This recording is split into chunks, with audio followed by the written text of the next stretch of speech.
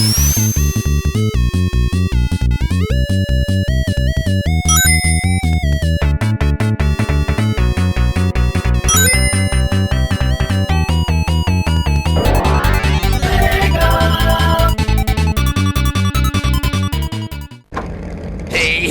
it's time to make some crazy money. Are you ready? Here we go! Yeah.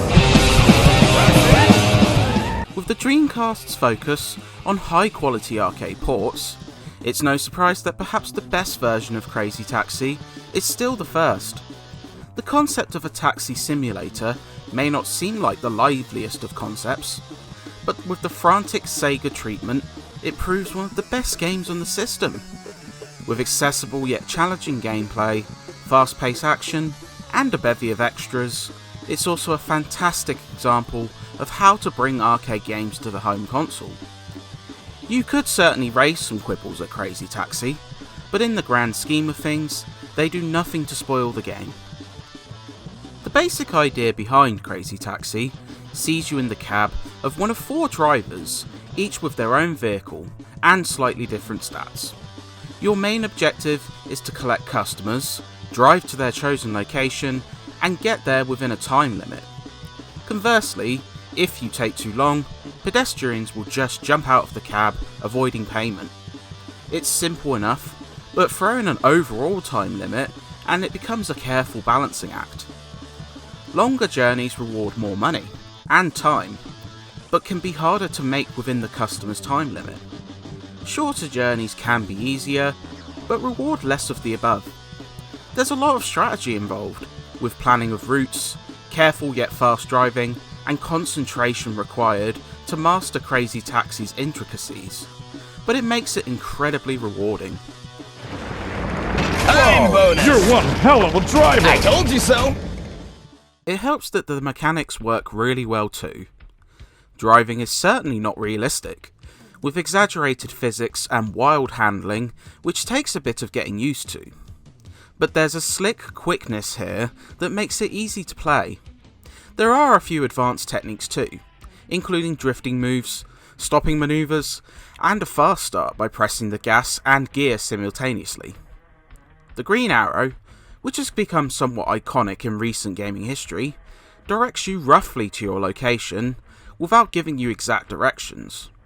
Bonus fare is given for performing stunts, such as jumps and near misses with traffic, while reaching certain stops within a time limit can earn extra money, meaning risk can bring definite reward. But too many crashes can leave you running out of time, especially with traffic often being rather plentiful along the way. It's tricky earning the absolute highest grades, but that incentivizes repeat runs and practice, giving Crazy Taxi longevity to spare. Crazy Taxi remains one of the best examples of bringing an arcade game to consoles.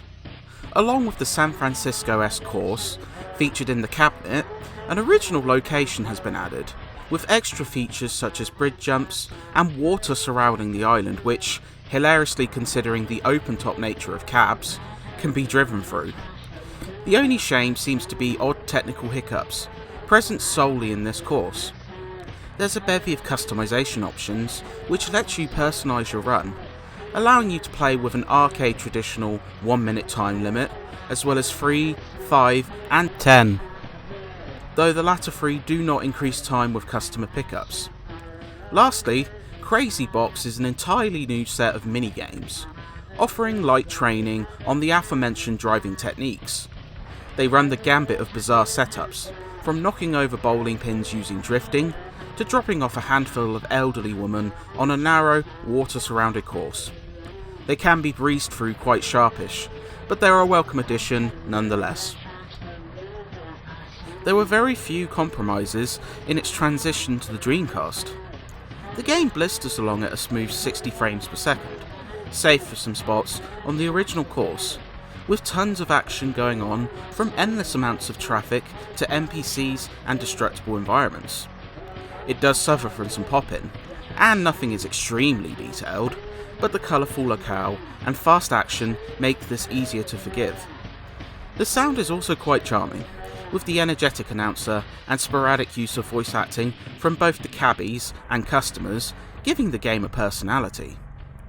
The music mixes tracks from Bad Religion and The Offspring, giving the game a distinct, late 90s vibe which fits perfectly with the frequent advertisements for places like KFC and Levi's. It is a short list, meaning some may find it grating after a while, but Crazy Taxi would feel kind of naked without it, as proven by its removal from certain subsequent ports. Crazy Taxi mixes arcade appeal, a wild style, and addictive gameplay with superb results. It is a perfect encapsulation of the Dreamcast strengths, bringing arcade to the home console with a no-compromise philosophy. It also adds a bounty of bonuses to the base game, meaning it has greater staying power than most straightforward ports. It's not perfect, with some minor issues and gripes, but they aren't enough to spoil the pick-up and play driving. If you own a Dreamcast, it is simply a must for your collection. Running out of time! Alright, it's time to check out how you did today. Now let's take a look. Class B license. Decided to play it safe, huh? Come back next time and show us your best.